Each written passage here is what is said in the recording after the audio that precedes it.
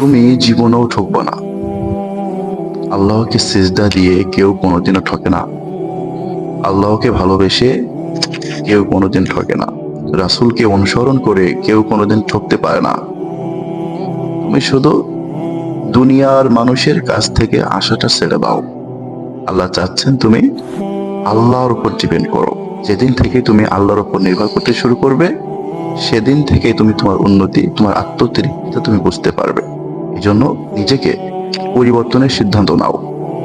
কারণ এই দুনিয়াটা হলো মাতাউল গুরুর, একটা মরীচিকা, ছলনাময় একটা জায়গা। কষ্ট ছাড়া এই দুনিয়া মেলে না, আর দুঃখ ছাড়া মানুষও হয় না। এই জন্য তুমি তোমার সবটুকু আল্লাহকে দিয়ে আল্লাহকে বলো, আল্লাহ আমার জন্য যেটা কল্যাণকামী, আমার জন্য যেটা কল্যাণকর আমাকে তুমি দিয়ে দাও। আমি তোমার উপর সবকিছুই ছেড়ে দিলাম।